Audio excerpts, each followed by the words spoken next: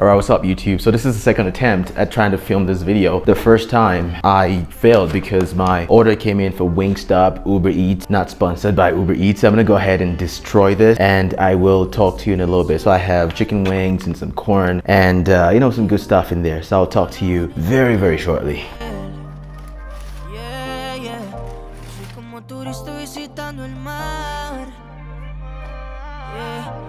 Con otro solo que no hacía lo que sea contigo, aunque tú me veas solo como amigo, yeah, no solo quiero pa' eso.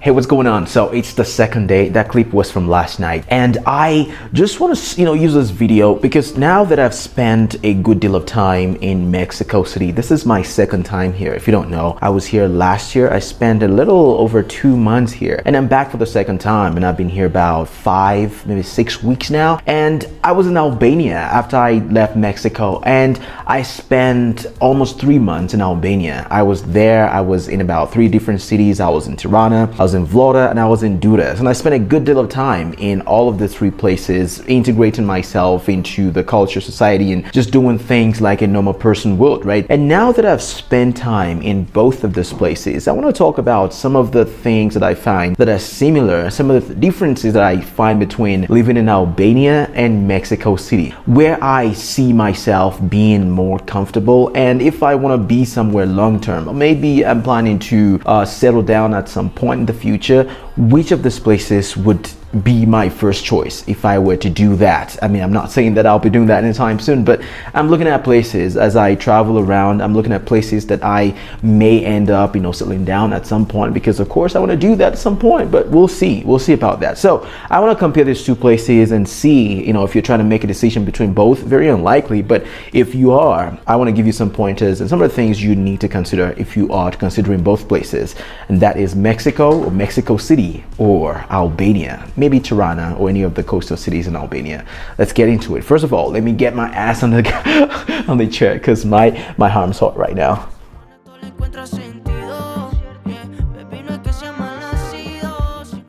Alright, so let's compare Albania and Mexico, or the 2 major cities, Tirana and Mexico City. I haven't spent time in both of those places. I believe I have some knowledge when it comes to the things that are most important to digital nomads, which are accommodation, infrastructure, which includes transportation, getting around, internet, and just general safety and general cost of living. How much can you rent an apartment for? How much can you, how much do you pay for food, and what does it cost to live here? Is it safe? And all of those things, I'll just go over them, comparing these 2 cities. Of course, I'm not saying at this point that I have a favorite, but if I were to choose, this is what my verdict would be based on, and I will reveal to you which of these places I prefer at the end of this video. So let's start with accommodation. So here in Mexico City, there are some preferred places that you want to be at as a digital nomad. If you've watched any type of video on YouTube, or if you listen to anyone talk about Mexico City, there are places they always recommend, which are Roma Norte, Condesa, Juarez, or Roma Sur, maybe Cuauhtemoc. I mean, all of these places are in the central areas where you can easily get to any of these places,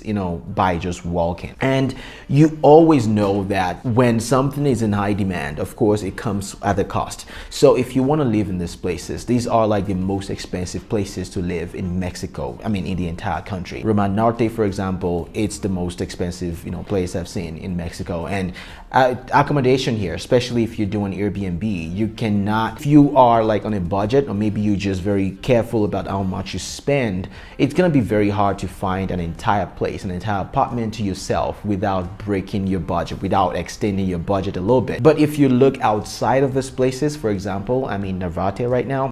This apartment that I'm staying in, it's not supposed to be an entire apartment. I'm renting a room, a shared apartment. I paid $15 a night here in this apartment, but the fact that the owner is not always here, so I get the whole place to myself, that gives me some freedom and some comfort to do whatever I want to do here. But usually I wouldn't be staying here by myself.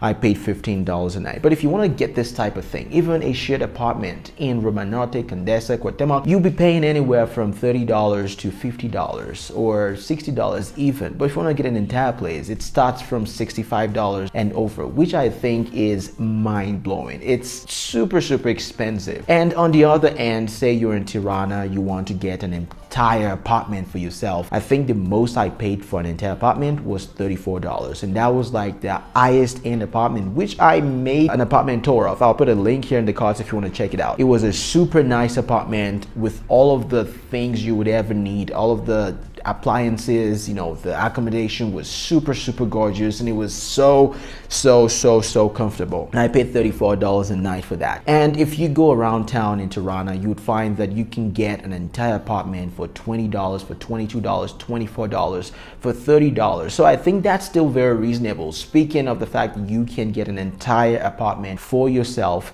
you know, very nice modern furnishing, I think that's pretty impressive. So when it comes to accommodation, the cost of accommodation in these countries, I'm talking about Albania and Mexico, I think Albania takes the lead here because you know, you get pretty much all you need for a lesser amount than you would in Mexico City. Now let's talk about other things. Let's talk about internet, let's talk about infrastructure, traveling, you know, transportation, public transportation. Now in Albania, I quickly discovered that you cannot find rideshare in Albania, like Uber, Lyft, Didi, any of this thing is non-existent in Albania. But in Mexico City, you can find an abundance of them. There's Uber, there's Didi, there's Rappi for food delivery, and these are all conveniences that makes, you know, your stay as a digital nomad makes it even more worthwhile, right? But when I got to Albania, I quickly discovered that a lot of these things does not exist, and you know, to get anything, to get out, you need to, you know, take a public transportation, take a taxi, take a bus, and all of these things can be quite uncomfortable, especially if you're just trying to find your way around.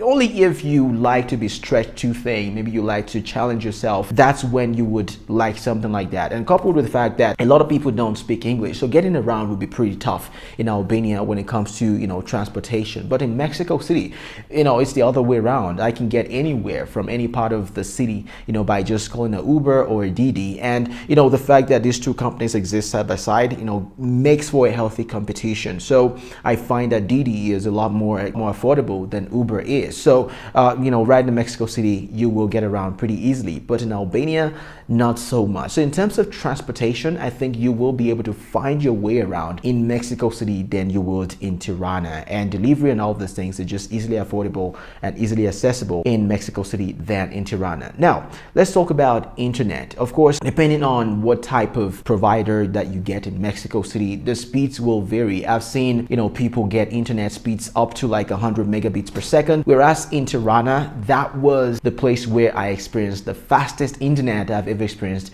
in my entire life, at 120 megabits per second upload and download.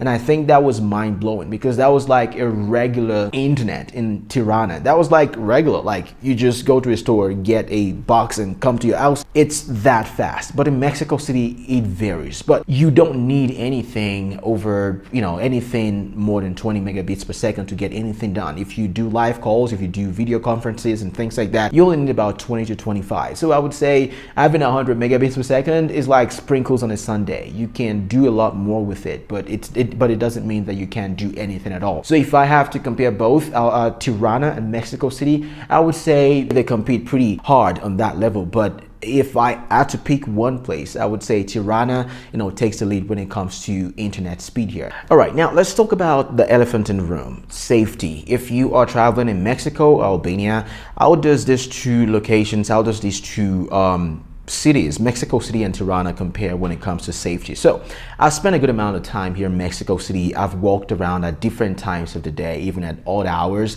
The same thing goes for Tirana, and I can say that my time in Mexico City has been very smooth sailing. I've never had myself in any unsafe situation, and never have I been, you know, put in any situation by a stranger. Mexico City, however, I've heard some things about, you know, people getting harassed or assaulted on public transportation, but that's not something that I've witnessed myself. And the premise of this video is that I am going to talk about my experience. So when it comes to my experience in Mexico City, I don't have any issues when it comes to safety. I feel like, you know, everyone is very helpful, everyone is kind. Not everyone's gonna be nice, of course. You're gonna find yourself in some uncomfortable situations, but uncomfortability does not equal to a lack of safety. The fact that you're uncomfortable does not mean you're unsafe, if you get what I mean. So in Mexico City, of course, I've heard instances of, you know, assault and harassment and things of that nature, but I can tell you from my experience that even though I've been out a lot of times at night, you know, going to places where I knew nobody, I've found myself to be very, very safe in this city, even more than I would have felt if I was back in the United States.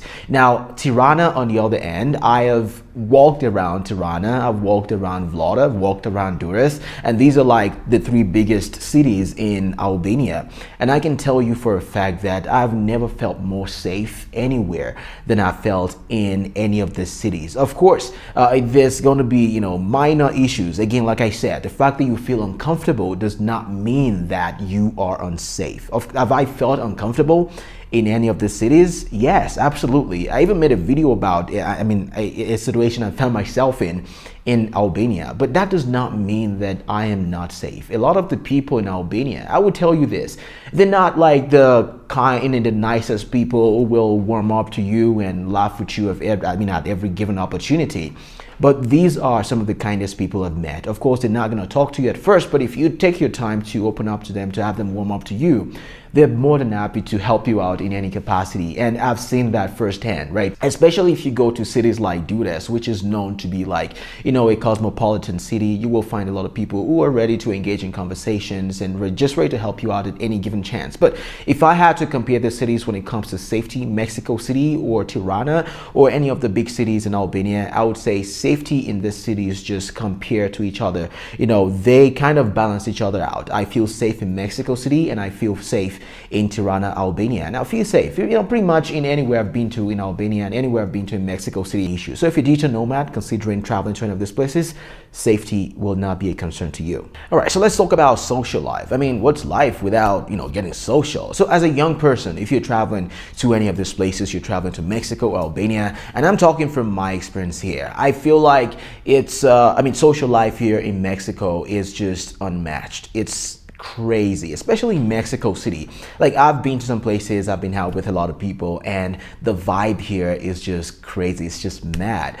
Better than anywhere that I've been. I think the only place that can be compared to Mexico City is back home in my country, maybe Lagos, Nigeria. I mean, Lagos is mad. If you've been to Lagos, you know exactly what I'm talking about. But here in Mexico, compared to any of the places that I've been, in the Western world, it's just totally different. The vibe in Mexico is mad. If you're a young person, there's so many things to do in this city. There's so many cultures, the Afro culture, dope, you know, the Caribbean culture, the Afro-Latina culture, good. I mean, there's so many things to do. There's jazz bars, just, you know, hip-hop bars, techno bars. I was just at one the other weekend and it was so good. It was so good. And when it comes to, like, you know, things to do in terms of activity, there's a lot of things to do, especially if you're a member of like Facebook group, digital nomad group, expat groups. There's always activities, there's always events to attend, and always try to put yourself in those situations, especially in these groups, because outside of this group you may not be getting a lot of information.